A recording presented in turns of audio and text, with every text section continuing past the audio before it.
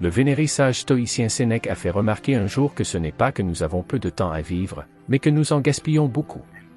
Notre temps, tel un fleuve qui coule rapidement, est à la fois précieux et éphémère.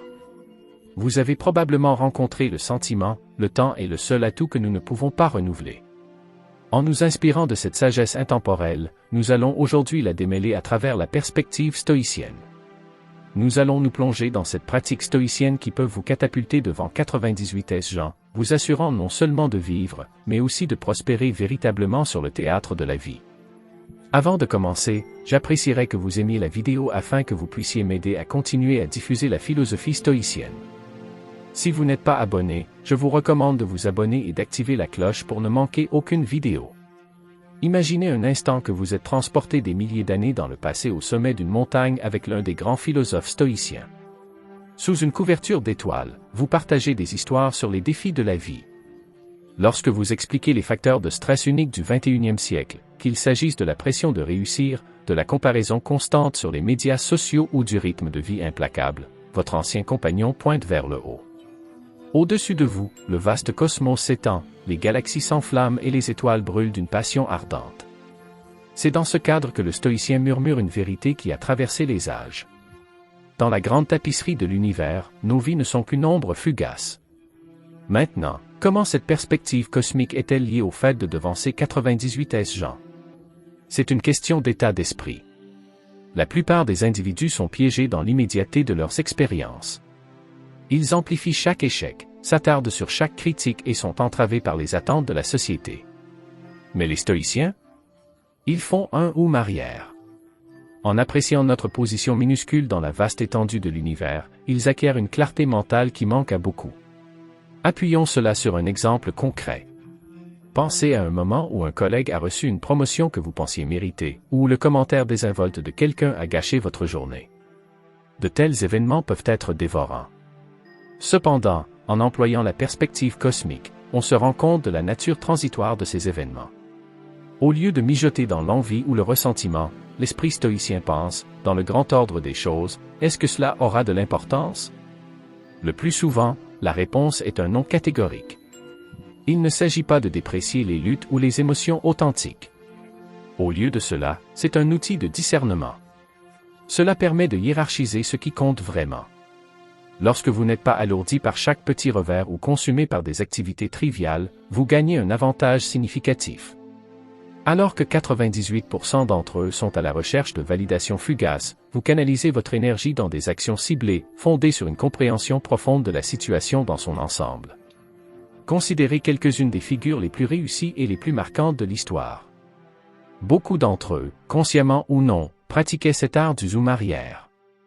Il leur a offert de la résilience face à l'adversité et une vision claire au milieu du chaos.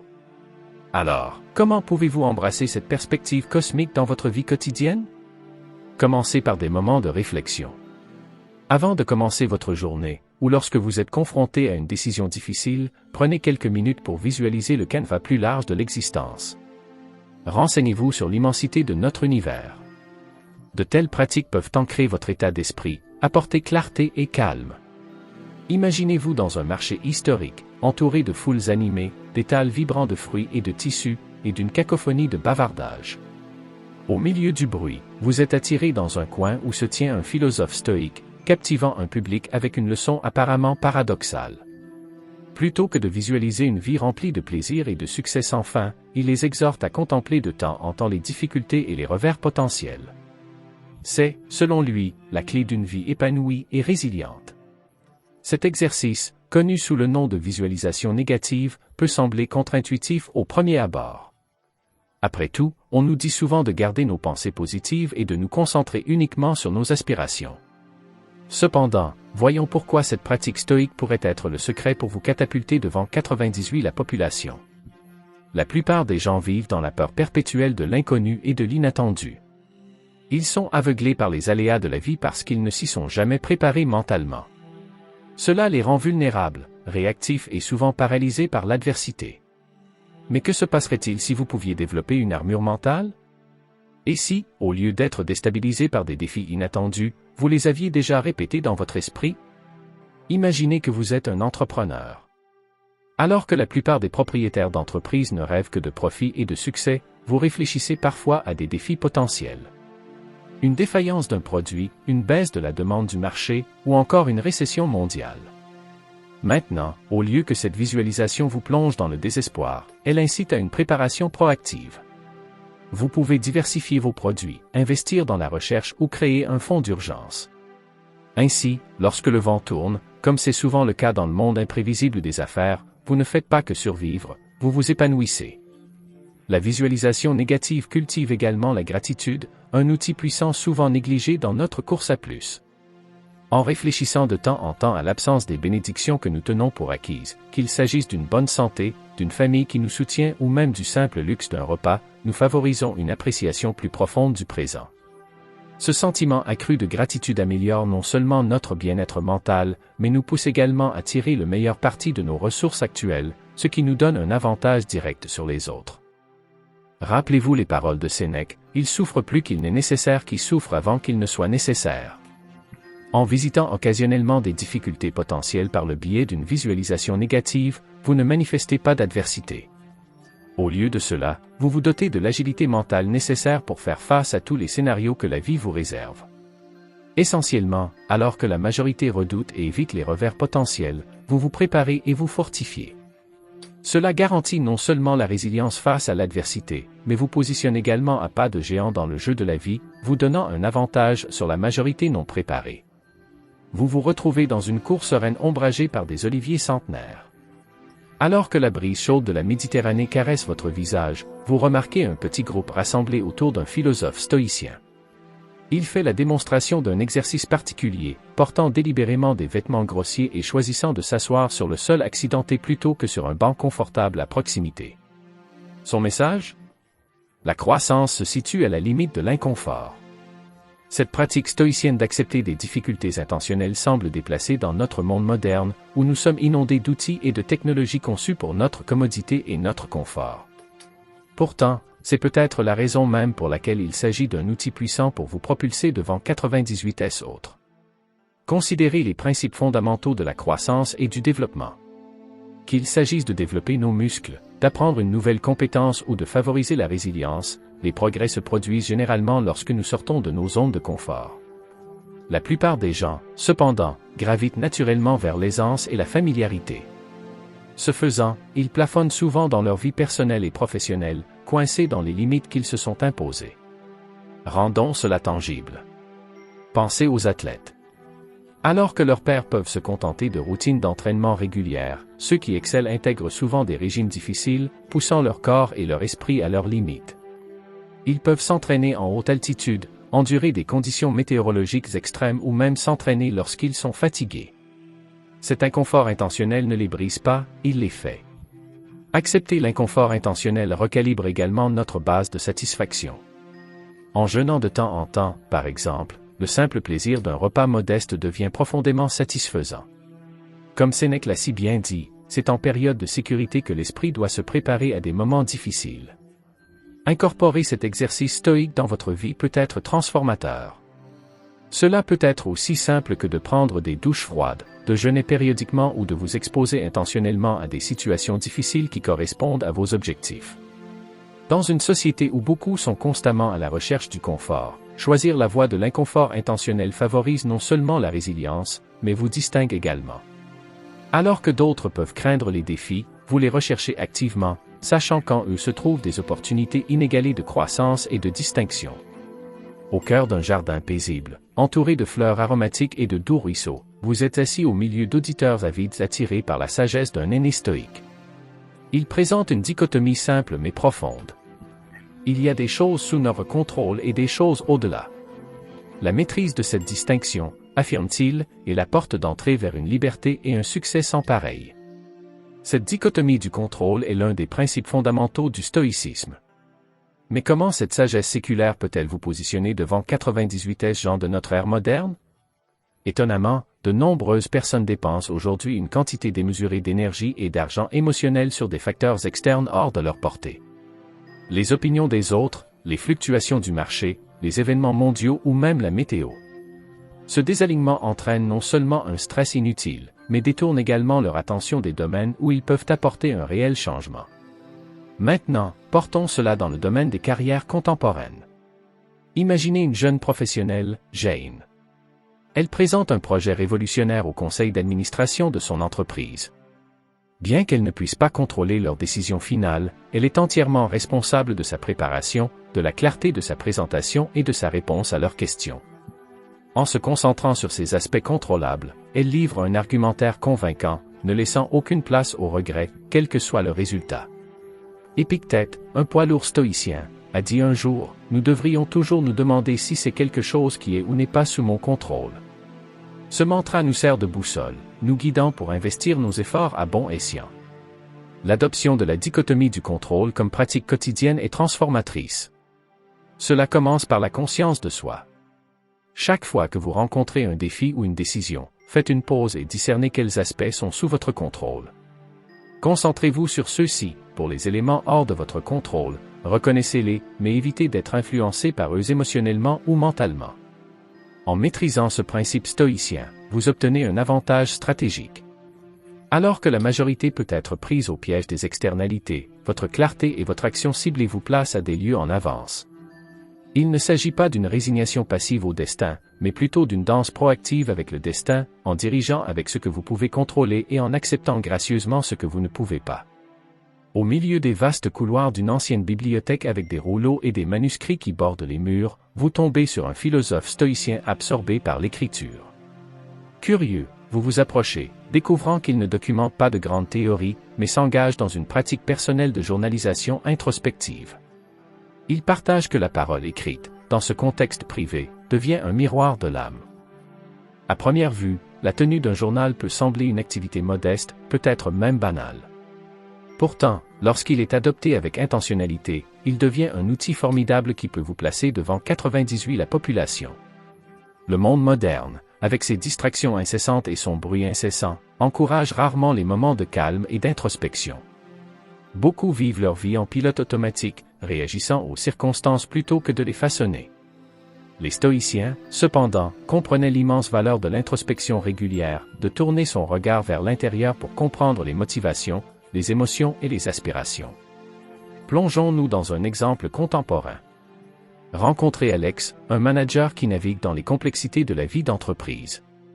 Bien qu'il réussisse selon la plupart des normes, il se sent parfois désancré, poussé par plus de pression externe que de véritable passion. En adoptant la pratique stoïcienne de la tenue d'un journal, Alex commence à démêler les couches de sa psyché. Au fil du temps, il identifie des modèles. Quelle décision lui apporte la paix? Quelle situation déclenche un stress excessif, où se situent ses inclinations authentiques par rapport aux attentes imposées? Fort de ses connaissances, Alex oriente sa trajectoire de carrière, en s'alignant davantage sur ses valeurs fondamentales et ses passions, ce qui mène à la fois à un épanouissement et à une réussite accrue. Marc Aurèle, empereur romain et philosophe stoïcien, a écrit ses pensées introspectives dans Méditation, qui n'était pas destiné à la publication mais était un outil personnel d'amélioration morale. Il a écrit « Le bonheur de votre vie dépend de la qualité de vos pensées ». La tenue d'un journal aide à affiner ses pensées. Initier une routine de journalisation est simple. Consacrez quelques minutes chaque jour, peut-être à l'aube ou au crépuscule, à documenter vos réflexions, vos défis, vos gratitudes et vos idées. Au fil du temps, cette pratique cristallise votre compréhension de vous-même, améliorant la prise de décision et la résilience. Alors que beaucoup peuvent dériver dans les courants de la vie, vous, avec votre journal comme boussole directrice, naviguez avec intentionnalité et clarté. Dans une société qui manque souvent de profondeur, votre engagement envers la conscience de soi et la croissance vous distinguent distinctement, vous permettant de forger des chemins que peu de gens reconnaissent, et encore moins traversent. Dans la salle faiblement éclairée d'une école stoïcienne, les élèves se blottissent autour de leur mentor. Il les présente avec une curieuse métaphore, un moulin à vent, tout comme le moulin à vent utilise des vents en rafale qui pourraient menacer de renverser d'autres structures pour alimenter ces mécanismes et moudre le grain, les adversités peuvent également être exploitées à notre avantage. La perspective stoïcienne sur les obstacles va à l'encontre d'une grande partie de la nature humaine. Alors que la réponse typique à l'adversité pouvait être le désespoir, l'évitement ou la colère, les stoïciens considéraient ces événements comme des opportunités de croissance, d'apprentissage et de développement du caractère. Réfléchissez au monde moderne des startups. Imaginez Clara, une entrepreneuse enthousiaste qui lance un produit technologique révolutionnaire. Mais bientôt, elle fait face à un obstacle majeur. Un concurrent bien financé lance un outil similaire. Alors que beaucoup pourraient y voir une menace mortelle, Clara, armée d'une sagesse stoïcienne, la perçoit différemment. Elle considère le concours comme une occasion d'affiner son produit, d'améliorer son marketing et de vraiment comprendre les besoins de ses clients. Des mois plus tard, non seulement son entreprise survit, mais elle prospère également, ayant transformé l'obstacle de la concurrence en un catalyseur d'innovation et de croissance. Pour intégrer ce principe stoïcien dans votre vie, commencez par recadrer les défis.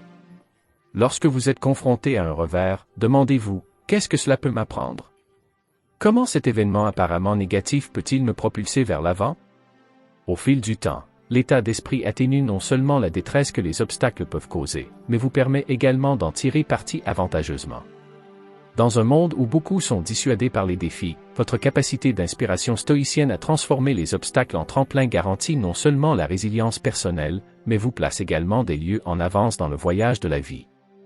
Alors que d'autres voient des murs, vous discernez des portes. Là où ils perçoivent des fins, vous reconnaissez des commencements. Sous la canopée tentaculaire d'un figuier, un groupe se rassemble autour d'un professeur stoïcien renommé. Sa leçon du jour s'articule autour d'un concept apparemment simple, mais qui détient la clé d'un succès et d'une sérénité inégalée. Le contentement intérieur. Alors que le monde extérieur poursuit sans relâche les validations extérieures et les symboles de succès, il enseigne que la véritable prospérité commence et se termine à l'intérieur. Le stoïcisme a toujours mis l'accent sur la culture des richesses intérieures plutôt que sur les richesses extérieures. Maintenant, vous vous demandez peut-être comment ce principe peut vous placer devant 98 gens. Après tout, le succès n'est-il pas généralement mesuré par des réalisations et des acquisitions tangibles? C'est là que réside le paradoxe. En cultivant un sanctuaire intérieur de contentement, vous devenez imperméable aux marées inconstantes des circonstances extérieures.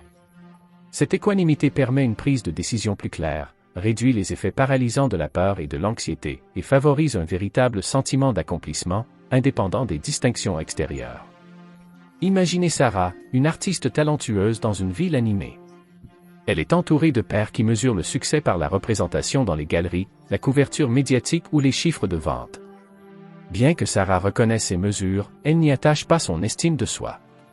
Au lieu de cela, elle trouve une profonde satisfaction dans l'acte même de créer, dans l'expression de sa vision unique. Ce contentement intérieur la protège non seulement des rejets et des critiques inévitables, mais insuffle également à son travail de l'authenticité, attirant finalement une véritable appréciation et des opportunités à son façon. Le philosophe stoïcien Sénèque a dit un jour que le vrai bonheur est de profiter du présent sans dépendre anxieusement de l'avenir. Il s'agit de comprendre que si les ambitions et les objectifs sont louables, attacher tout son bonheur à leur accomplissement est une entreprise précaire. Pour adopter ce joyau stoïcien, pratiquez quotidiennement la gratitude pour le présent. Engagez-vous profondément dans vos tâches, en trouvant de la joie dans le voyage lui-même plutôt que dans les résultats potentiels. Déconnectez-vous périodiquement du barrage incessant de mesures sociétales et connectez-vous à vos propres mesures de succès et de satisfaction. En maîtrisant le contentement intérieur, vous améliorez non seulement votre qualité de vie, mais vous obtenez également un avantage concurrentiel. Dans un monde où l'on trouve des comparaisons, votre satisfaction et votre concentration authentique se démarquent, attirant magnétiquement des opportunités et des relations authentiques, vous distinguant nettement dans la vaste mer de l'humanité.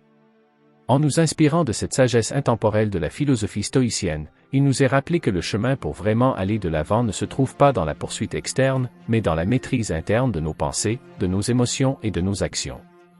Alors que nous avons navigué de ces 7 façons distinctes aujourd'hui, j'espère que vous avez déniché des idées transformatrices qui peuvent vous placer à pas de géant dans la grande course de la vie. N'oubliez pas que le stoïcisme n'est pas une simple connaissance, mais son application face aux adversités de la vie. Prenez un moment pour réfléchir. Où vous situez-vous dans le spectre de ces 7 voies? Quels sont les domaines qui appellent à une exploration et à une intégration plus approfondie? Je vous encourage à partager vos idées et vos expériences personnelles dans la section des commentaires. Laquelle de ces voies vous a touché? Y a-t-il eu d'autres enseignements stoïciens qui ont considérablement changé votre perspective? Cultivons un havre d'échange profond et d'élévation collective. Merci de partager ce voyage éclairant avec moi, et jusqu'à notre prochaine aventure philosophique, puissiez-vous toujours emprunter le chemin le moins fréquenté, la voie stoïcienne.